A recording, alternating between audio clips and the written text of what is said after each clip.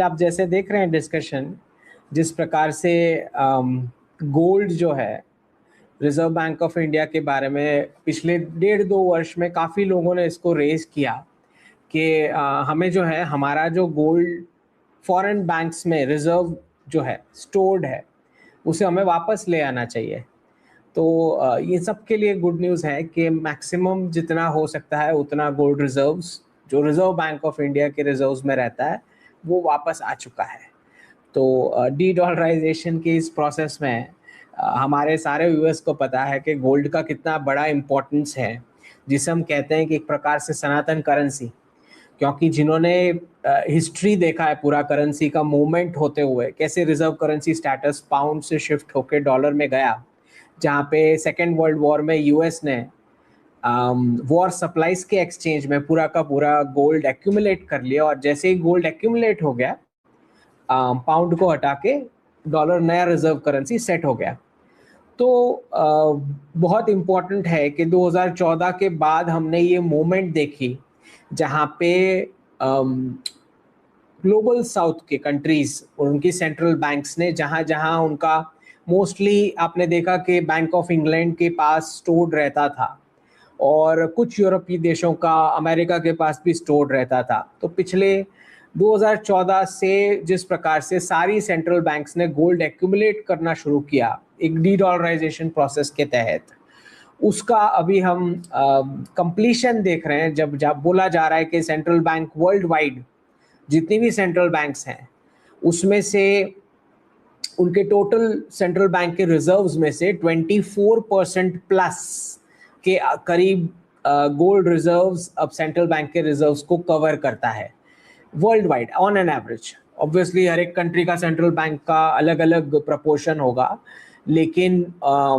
ये मानना पड़ेगा कि 24% प्लस मतलब वो सारे देश सेंट्रल बैंक्स जो एक्यूमुलेट करती थी यूएस ट्रेजरी और यूएस डॉलर रिजर्व्स में, अब उसमें से बाइफर्केट करते करते डाइवर्सिफाई करते करते 24% ऑन एन एवरेज गोल्ड में कन्वर्ट हो चुका है सेंट्रल बैंक्स का रिजर्व्स। तो गोल्ड के ट्रांसफर को आप एक प्रकार से पावर ट्रांसफर मान सकते हो। तो एक यूनिपोलर वर्ल्ड जो डिजाइन किया गया था ब्रिटिश पाउंड के द्वारा कि एक ही कंट्री का रिजर्व करेंसी रहेगा, सिंगल कंट्री रिजर्व करेंसी, उसको शिफ्ट होते होते डॉलर एक सिंगल कंट्री रिजर्व करेंसी बना। और अब हम जो देख रहे हैं मल्टीपोलर वर्ल्ड में इतनी सारी सेंट्रल बैंक्स ने गोल्ड एक्यूमुलेट किया, ये नहीं कि किसी एक देश ने एक्यूमुलेट किया, मल्टीपल कंट्रीज की सेंट्रल बैंक्स ने एक्यूमुलेट किया, जिसका अर्थ है कि यूनिपोलर वर्ल्ड से मल्टीपोलर जाने का डायरेक्शन का प्रूफ ये है कि गोल्ड किसी एक कंट्री के पास एक्यूमुलेट नहीं हुआ है, मल्टीपल कंट्रीज द्वारा एक्यूमुलेट किया गया। तो एक रियल डेमोक्रेसी इंटरनेशनल ट्रेड में मल्टीपल करेंसीज ट्रेड के द्वारा, राइट, जो एक मोनोपोली हुआ करती थी सिर्फ और सिर्फ यूएस डॉलर की, और जिसका जो भी कुछ सेविंग्स रहता है, कभी कुछ क्राइसिस आता है तो हर कोई जैसे यूएस डॉलर और यूएस ट्रेजरी में इन्वेस्ट करता था, उसकी जगह अब ये जो है 24% on an average gold accumulation में हुआ है। और ये प्रोसेस 2014 से स्पीड अप हुआ। चाइना और रशिया तो 2008 के क्राइसिस से ही एक्यूमुलेट करना शुरू कर दिए थे। ब्रिक्स प्लस ने इसको मोमेंटम पकड़ाया, क्योंकि सबसे बड़ा क्राइसिस ये गल्फ के राष्ट्रों के लिए है, क्योंकि उनकी पूरी सेविंग्स, आप सबको पता है कि वो इस्लामिक देश जो ज़मीन से मुफ्त का क्रूड ऑयल निकल के आ रहा है उसके ऊपर अपना जीवन गुजारा कर रहे हैं, उनकी पूरी इकोनॉमिक्स ही उसी पे चल रही है। वो जो पॉश लाइफ, वो पॉसिबल हो पाया क्रूड ऑयल की वजह से। तो क्रूड ऑयल का जो पूरा इन्होंने सेविंग्स जो मेंटेन करके रखा है वो यूएस डॉलर में करके रखा है। तो ऑब्वियस है कि अर्जेंसी गल्फ के राष्ट्रों के लिए है डी डॉलराइजेशन प्रोसेस की, क्योंकि जितना जितना अमेरिका का पॉपुलेशन एज होता जाता है, जितना जितना प्रोडक्टिविटी कम होता जाता है, जितना जितना फैमिली में इंस्टेबिलिटी है, और जिस प्रकार के सोशल बेनिफिट्स वो दिए जा रहे थे प्रिंट कर करके, उस हिसाब से जब क्रूड ऑयल का इंपॉर्टेंस खत्म हो जाएगा, जो दिख रहा है 5-6 वर्ष के आसपास, 5-6 वर्ष के अंदर, इनफैक्ट ईरान कॉन्फ्लिक्ट ने ये शुरू कर दिया है सबको ट्रेन करना कि कैसे कम फ्यूल में और अल्टरनेट फ्यूल में चलाना है। जैसे भारत सरकार भी बोल रही है कि इथेनॉल 100% ब्लेंड हो सकता है।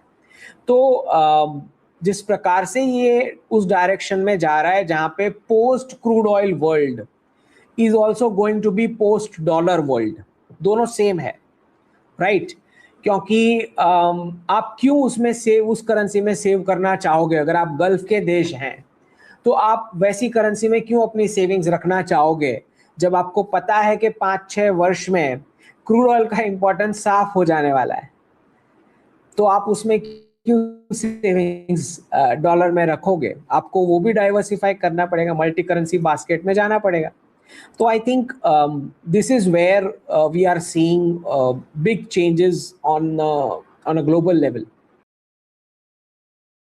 अब ये बड़ी बड़ी फेंक रहा है यहाँ पे मामदानी, क्योंकि न्यूयॉर्क को उसने कोलैप्स कराना है, उसीलिए वो आया है। डी डॉलराइजेशन के प्रोसेस में हमें पता ही है हमारे व्यूअर्स को कि न्यूयॉर्क जो है डॉलर प्रिंटिंग कैपिटल जो है उसको कोलैप्स होना है। तो वही बजट क्राइसिस का रोना रो रहा है मामदानी, बोल रहा है कि भाई there is a budget crisis और रिच को मैं अब टैक्स लगाऊंगा, भगाऊंगा, पूरा कोलैप्स कराऊंगा। ये वो मामदानी है जो 4 महीने पहले चेंज के ऊपर इलेक्ट हुआ था। लंबा लंबा 2-2 घंटे का, 4-4 घंटे का इंग्लिश में पैको, जैसे ओबामा ने वो ट्रेंड सेट किया है कि हाई फाई इंग्लिश बोलो 2-2, 3-3 घंटे, सबको इंटेलिजेंट लगना चाहिए, अंदर कुछ भी कंटेंट हो या ना हो किसको पता लगने वाला है।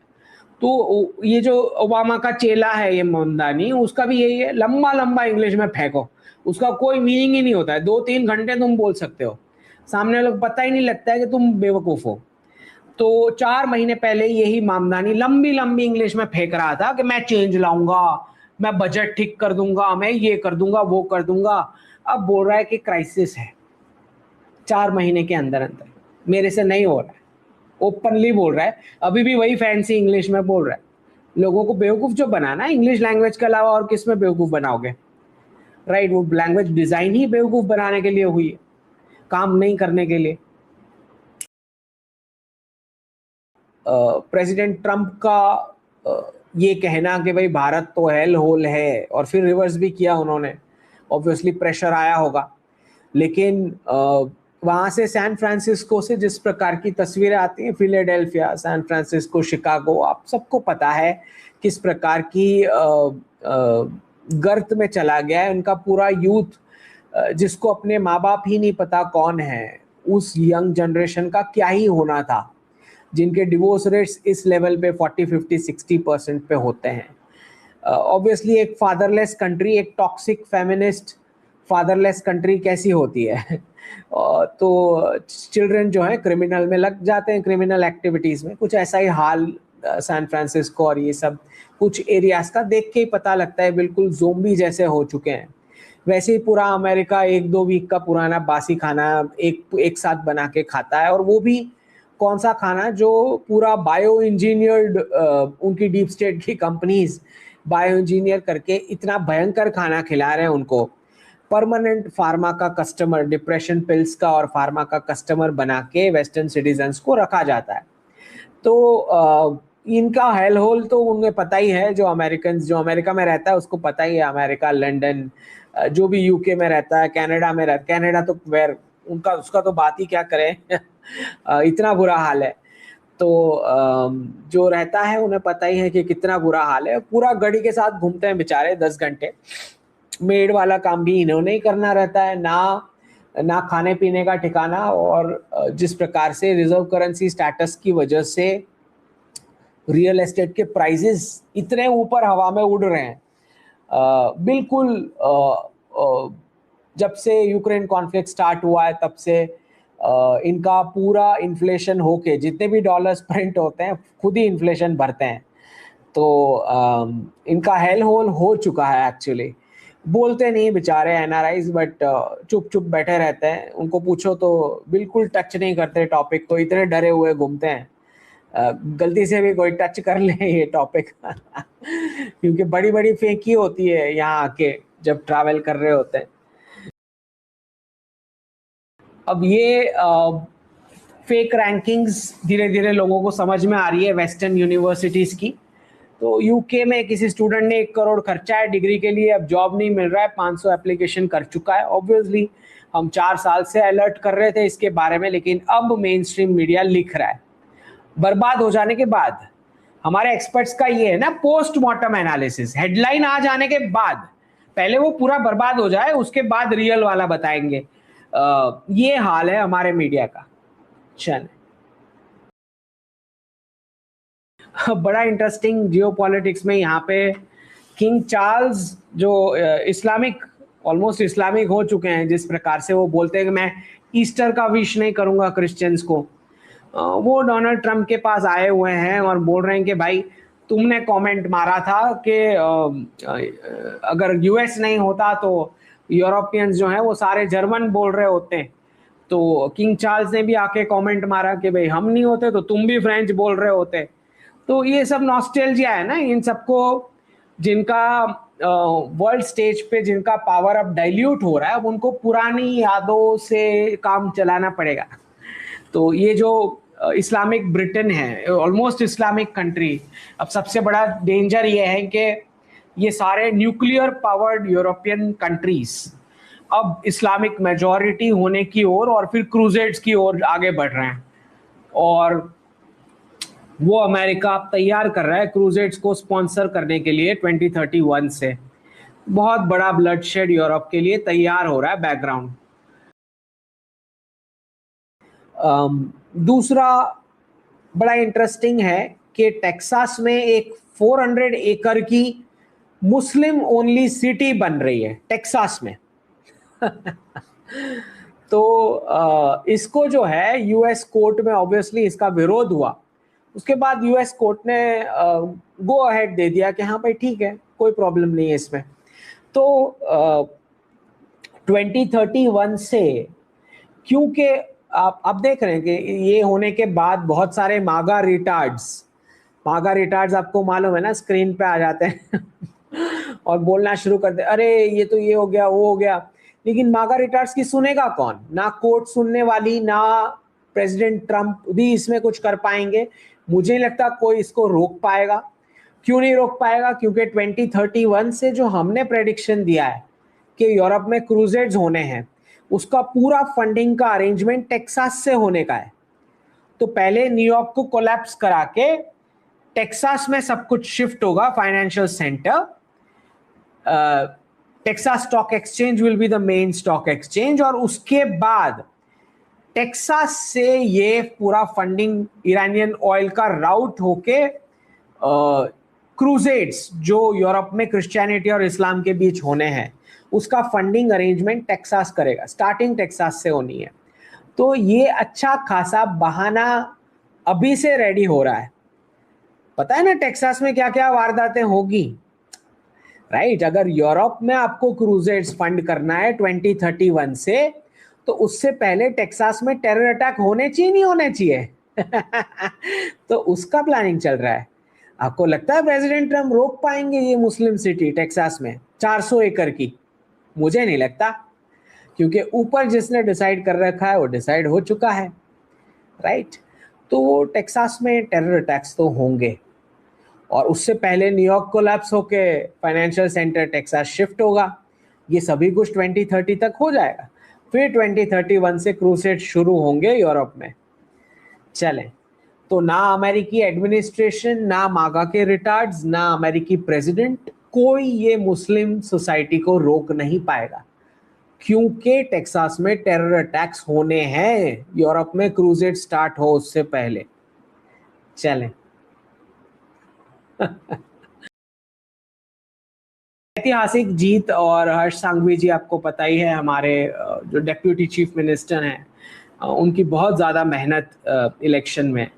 तो अब समय शुरू हो चुका है, धोलेरा इंटरनेशनल एयरपोर्ट का रोल आउट का समय आ चुका है, और विश्व के इतने सारे टूरिस्ट जब ये धोलेरा इंटरनेशनल एयरपोर्ट पे उतरेंगे तो एंशिएंट भारत की ग्लोरी को विटनेस करेंगे लोथल में, जो एंशिएंट भारत का सबसे ऐतिहासिक स्थल, मैरीटाइम स्पॉट। और वहाँ पे जो national maritime museum Tata group बना रहा है, मतलब अनबिलीवेबल, मतलब वो जो टूरिस्ट देखेंगे एंशिएंट भारत को, मतलब इतना बड़ा वर्ल्ड लेवल पे डीकोलोनाइजेशन का प्रोसेस होगा जब टूरिस्ट देखेंगे कि जब तुम भीख मांग रहे थे, जब तुम नंगे पुंगे थे, जब तुम्हें कुछ भी नहीं आता था, तब भारत इस पोजीशन पे था। वो लोथल के म्यूजियम से आपको पता लगेगा। तो बस यही है कि जैसे हम देख रहे हैं कि इसका जैसे प्रधानमंत्री जी को जब भी समय मिलता है, हम चाहेंगे कि प्रधानमंत्री जी आके इसका अनावरण करे धोलेला इंटरनेशनल एयरपोर्ट का, ताकि वर्ल्ड वाइड टूरिस्ट, और आपको बताता चलूं ये एयरपोर्ट जो है वो अहमदाबाद एयरपोर्ट का 5 टाइम्स है साइज में, 5 टाइम्स ऑफ अहमदाबाद एयरपोर्ट। तो कुछ तो प्लानिंग है कि इतने सारे लोग आने वाले हैं गुजरात में।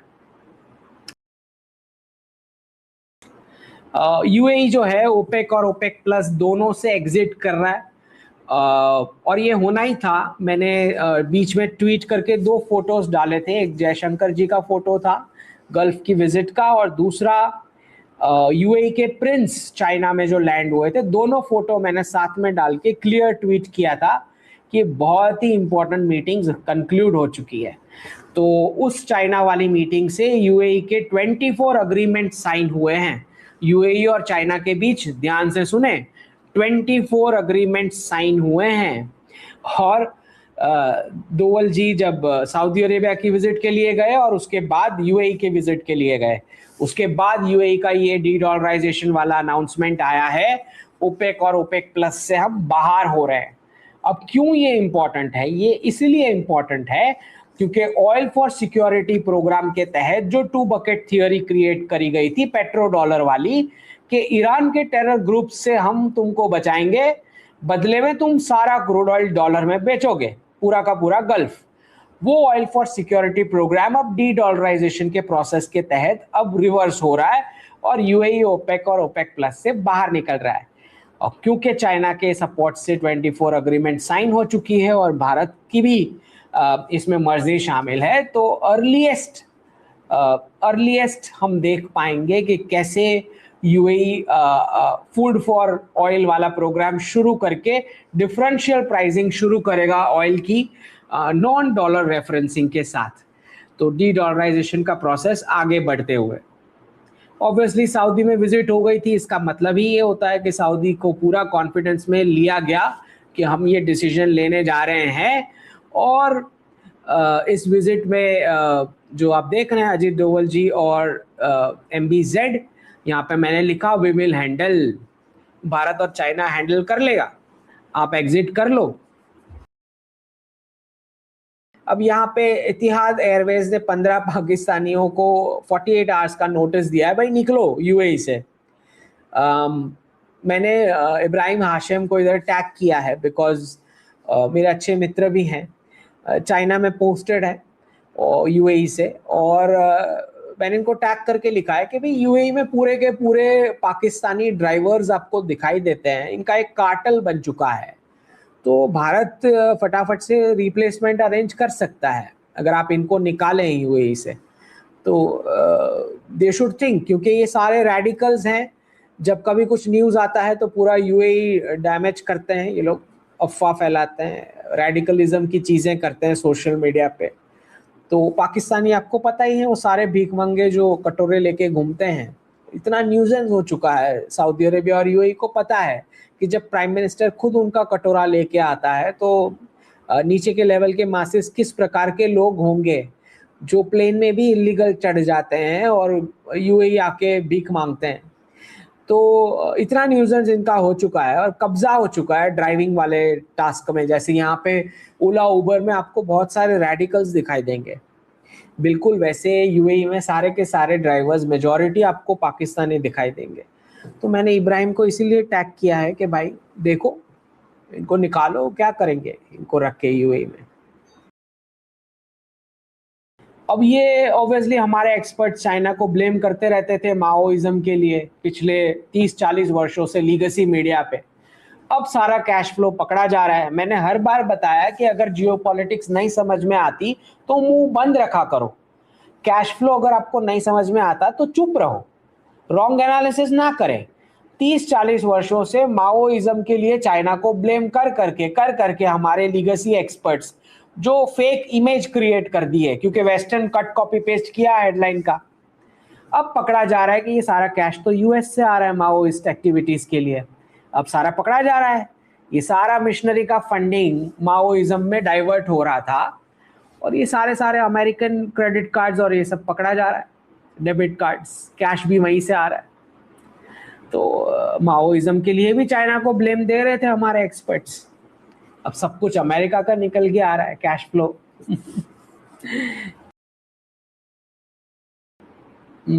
साइप्रस प्रेसिडेंसी थी ईयू काउंसिल की, यहाँ पे कर्नावती में होस्ट हुआ, और क्लियर ये डिस्कशन चल रहा था कि भाई यूरोपियन यूनियन क्या क्या opportunities post America world order में भारत के लिए क्या क्या अपॉर्चुनिटीज हो सकती है। तो मैंने साइप्रस के जो प्रेसिडेंट थे उनको साफ प्रश्न पूछा कि भाई जिस प्रकार का फाइनेंशियल रीसेट आने वाला है डिजिटल वर्ल्ड में, हम सब जाने वाले हैं, क्या साइप्रस तैयार है नॉन डॉलर ट्रांजैक्शंस के लिए। और उन्होंने साफ शब्दों में मुझे बताया कि सबको बताया स्टेज पर से कि साइप्रस यूपीआई ट्रांजैक्शंस के लिए तैयार है, बीच में किसी करेंसी की ज़रूरत नहीं है। तो तो बिल्कुल जब यूरोपियन यूनियन की वो प्रेसिडेंसी लेके बैठे हैं तो बाकी के यूरोपियन यूनियन को भी समझाएं कि फटाफट भारत का यूपीआई आप अडॉप्ट करना शुरू करो, बीच में हमें किसी करेंसी का कोई काम नहीं है, लेट्स डी डॉलराइज।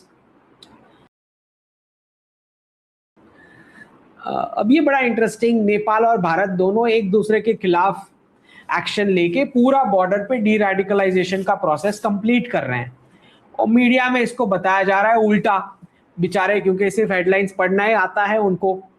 एक्चुअली जिन्हें ये बैकग्राउंड पता है कि वो कांधार हाईजैक नहीं था प्लेन का, वो काठमांडू हाईजैक था, सिर्फ उन्हीं को समझ में आएगा कि भारत और नेपाल एक दूसरे के खिलाफ एक्शन लेके बॉर्डर का एरिया क्यों क्लीन कर रहे हैं। बाकी किसी को नहीं समझ में आएगा, बाकी सब बोलेंगे भारत देखो नेपाल के खिलाफ एक्शन ले रहा है नेपाल देखो भारत को आंखें दिखा रहा है, नहीं समझ में आएगा उनको बेचारों को। दूसरा हमें ये भी समझ में आ रहा है कि जिस प्रकार का ईरान कॉन्फ्लिक्ट खींच रहा है, यूक्रेन कॉन्फ्लिक्ट तो हम देख ही रहे हैं 2022 से चल रहा है, अभी भी स्ट्रिंग की तरह खींच रहा है उसको।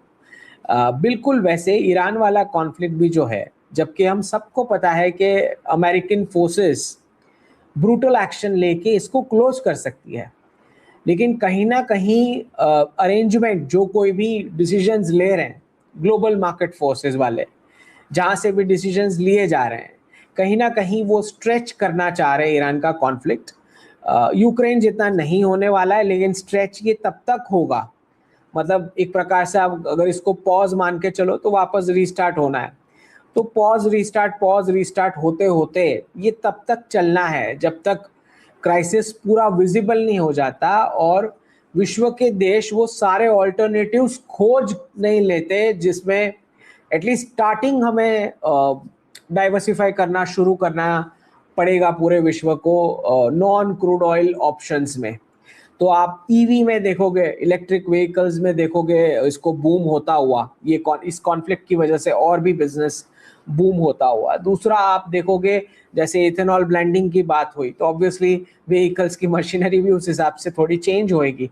तो तैयारी करवाई जा रही है पूरे विश्व को पोस्ट क्रूड ऑयल वाले वर्ल्ड के लिए।